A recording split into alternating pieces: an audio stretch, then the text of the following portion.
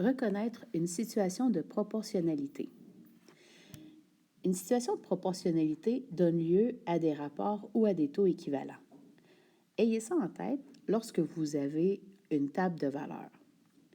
Avec la première table de valeurs, est-ce que c'est possible de faire des rapports équivalents, des rapports égaux? Alors vérifions si y divisé par x est toujours égal.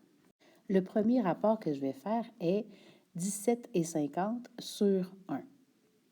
Est-ce que c'est égal à 52,50 sur 3? Si oui, c'est proportionnel. Et c'est effectivement le cas. Ces deux rapports sont égaux. La table de valeurs de l'exemple 1 est proportionnelle.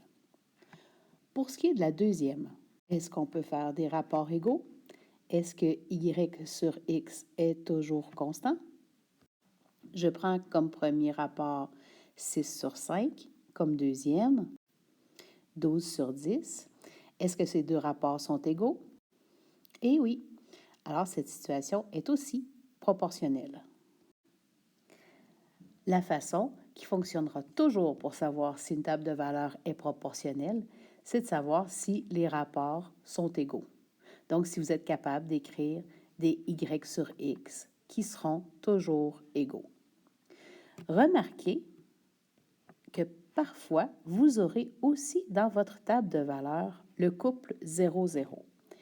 C'est pas un truc qui fonctionne toujours, mais ça peut nous donner des indices.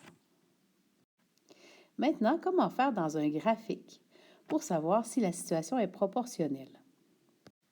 Tout d'abord, il faut avoir un graphique. À remarquer que les deux axes doivent être clairement dessinés. Il ne faut pas se contenter de mettre des flèches au bout. Il faut qu'on les voit, les axes. Les flèches sont à droite et en haut seulement. On ne met pas de flèches en bas et à gauche. On ne fait pas une rose des vents, on fait un graphique. Remarquez aussi que le nom est à droite. Donc, j'ai X et le temps parce que j'ai choisi de faire le premier exemple. Y, le salaire, avec les unités quand c'est possible. Pour ce qui est des graduations, il faut en prendre entre 5 et 10. Et là, le nombre le plus grand que j'avais à placer pour l'axe des X étant 5, j'ai choisi de faire un pas de 1 qui prend 2 cases. Et ainsi de suite. La régularité est très importante.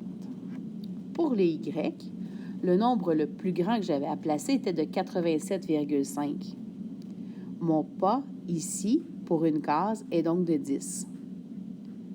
J'aurais pu écrire 20 à la deuxième graduation, mais c'est un petit peu difficile avec l'écran que j'ai. Alors, je me suis contentée d'écrire une graduation une fois de temps en temps. L'important, c'est que chaque espace vaut toujours la même chose. J'ai placé bien plus de 3 points. Vous remarquez que j'ai placé tous les points qui se trouvaient dans la table de valeurs avant de tracer ma droite. Finalement, le titre.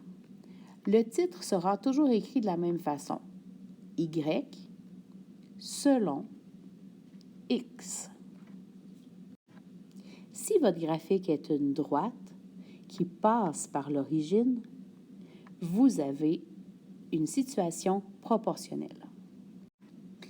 Finalement, pour qu'une règle soit une règle d'une situation proportionnelle, il faut que la valeur initiale soit égale à 0 ou encore absente. La règle qui correspondrait, par exemple, à la première table de valeurs est de y égale 17,5x et notre valeur initiale, la valeur vis-à-vis 0, c'est bien 0. C'est la raison pour laquelle c'est une situation proportionnelle.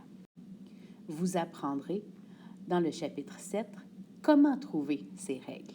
Mais pour l'instant, vous avez seulement à reconnaître que lorsque la valeur initiale est de 0, lorsque votre terme constant est de 0, ou lorsqu'il n'y aura pas de terme constant, comme dans la règle du deuxième exemple, qui serait y égale 1,2x, qui n'a pas de terme constant, vous avez une situation proportionnelle.